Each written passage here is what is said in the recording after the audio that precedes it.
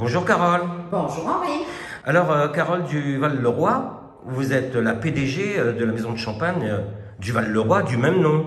C'est une coïncidence? Pas du tout.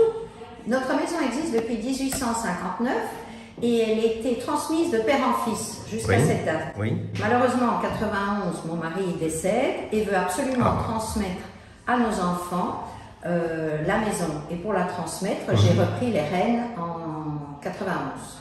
D'accord. Et depuis, vous avez développé à votre manière. Qu'est-ce que vous avez fait? Parce qu'une femme dans ce monde champenois, on va dire, où il y a... Masculin, on peut le dire. Masculin, l'entre-soi, vous avez un peu bousculé les codes là-bas, non? Alors, j'ai bousculé les codes parce qu'on connaît quand même beaucoup de veuves en Champagne. Alors, on avait dit la veuve du Val, la veuve. Moi, je trouve que ça a un côté quand même très négatif. Il faut savoir qu'en Champagne, les femmes ont été mises en avant parce que les maris ont disparu. C'est un petit peu ça le couac. Oui. Mais ok, moi je me suis imposée dans ce monde en 91, mais ça n'a pas été trop difficile. Mais il faut faire preuve de savoir. De courage, j'imagine. De courage, c'est une autre chose, mais déjà de savoir. Parce qu'on demande quand même beaucoup plus à une femme, elle doit savoir beaucoup plus que par rapport à un homme. Et c'est un petit peu là le hic, c'est que j'ai dû apprendre. Moi, je ne connaissais rien quand je suis arrivée. Ah, vous l'avouez au moins. Et j'ai dû tout apprendre. Et voilà, je me suis sentie dans ma maison en tant que PDG très bien et très à l'aise à partir de 95. Donc, vous voyez, ça a quand même mis 25 ans. Et maintenant, ça fait 30 ans que vous êtes à la tête de votre propre maison. Ça se fête, Carole? Ça se fête, ça fait 30 ans et justement, et c'est pour ça que j'ai écrit ce livre. Bon, c'est de la petite écriture. Qu'est-ce que vous y mettez dans ce livre? Dans ce livre, j'y mets tout ce que j'ai fait pendant 30 ans, c'est-à-dire ce qu'est ma traversée de la Champagne. Parce qu'il faut savoir que je suis belge, je ne suis pas champenoise, donc j'ai dû déjà me faire admettre dans ce monde champenois, mais je pense que pour beaucoup, je suis plus champenoise que n'importe qui maintenant. Ah ça y est, vous avez fait vos preuves, vous n'avez plus rien à prouver? Je ne pense pas. Je pense que là, maintenant, j'ai fait ma place et on connaît la maison, on connaît évidemment les bons et les mauvais côtés de chacun, mais je pense que c'est quand même très facile maintenant. C'est plus facile pour moi au bout de 30 ans. Qu'est-ce que vous avez apporté de plus au Champagne, à la région et à votre marque? Alors déjà, je vais démarrer par la marque, c'est peut-être plus simple. Au Champagne du Val-le-Roi, j'ai apporté cette note de grand, de beau, moi peut-être d'ambitieux, on va dire, non? Mais cette petite note féminine peut-être, c'est-à-dire que je voulais un champagne qui soit léger, mais avec une fine bulle et qui soit pas agressif. J'aime pas l'agressivité, donc un petit peu comme qui ait beaucoup d'amour, qu'on retrouve cet amour dans le champagne. Et après, c'était évidemment de faire connaître du Val-le-Roi dans le monde entier, parce que du Val-le-Roi était quand même très français. Et c'est une mission réussie? C'est une mission réussie, c'est jamais totalement réussi, mais nous sommes dans plus d'une cinquantaine de pays. Donc ça, c'est très bien. La création de bouteilles, regardez, celle-là comme elle est belle. Oui. Ça, c'est une bouteille créée avec mon mari à l'époque. Des formes féminines, on va dire que c'est une forme. En plus, c'est une forme féminine. Le premier millésime, c'était un 90. Là, nous battons tous les scores avec un 2002 que nous sortons seulement maintenant. Et pour 2 années consécutives, elle a été nommée le meilleur champagne au monde.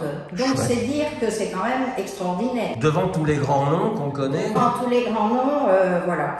Et donc, cette bouteille, en plus, porte la marque bien entendu du Val-le-Roi, mais les initiales de mes enfants. Ça reste la bouteille familiale. Et pour moi, c'est un vin qui est extraordinaire. Bon, ben alors justement, c'est les fêtes de fin d'année là qui s'annoncent. Elles s'annoncent comment? Elles s'annoncent bien. Oui, vous trouvez que les gens ont envie de faire la fête? Écoutez, ce Covid, ça a été épouvantable pour tout le monde. Et les gens ont envie de faire la fête, de déguster. Alors, sûrement, ils font la fête plus à la maison et de boire du champagne et de faire la fête, c'est le moment. Donc, les ventes très bien pour cette fin d'année. Oui. On va battre tous les records. Vous sentez que les clients ont commencé à faire leurs emplettes pour complètement. Oui. et vont faire la fête au champagne en tout cas. Mais ils se dirigent vers quel produit dans vos gammes? Est-ce que les goûts des amateurs de champagne ont évolué? Quelle est la demande? Qu'est-ce qui revient du terrain? La demande est toujours sur un brut. Là, vous avez Oui, un brut oui, premier cru, oui. ce qui est normal parce que vous commencez votre apéritif avec le brut et vous pouvez continuer sans problème l'entrée, une huître, un poisson, un plat et le boire tout au long du repas. Par contre, vous avez quand même une certaine évolution. C'est même maintenant avec de la viande, avec une poularde, avec des plats plus marqués, on boit du champagne. Mais pour que ce soit un petit peu plus costaud, je conseille moi, en tout cas, un champagne qui est millésimé, qui est un petit peu plus... Comme lequel? Comme la femme de champagne ou comme un blanc de blanc millésimé. Ça donnera un petit peu plus de rondeur et de puissance à votre plat. Et le rosé, vous le réservez à quelle occasion?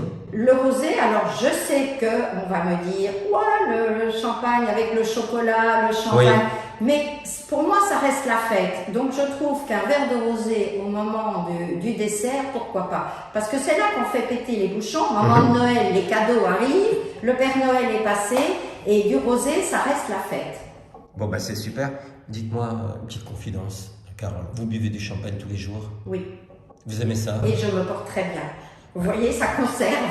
Mais alors, moi, quand je vais au restaurant, dans une belle maison par exemple, je regarde la carte des vins, je vois une liste qui fait 2-3 pages parfois, et je me dis, mais dans quelle catégorie se trouvent les champagnes du Val-de-Roi?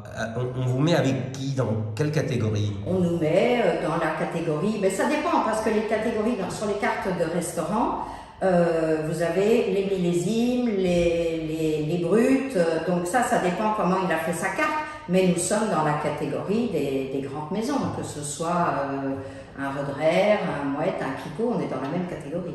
Alors, bientôt le 24 décembre, bientôt le 31 décembre, pour un menu de réveillon tout champagne, quels sont vos conseils, Carole?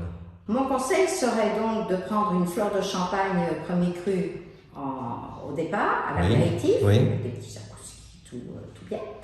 Et puis après, je prendrais un blanc de blanc.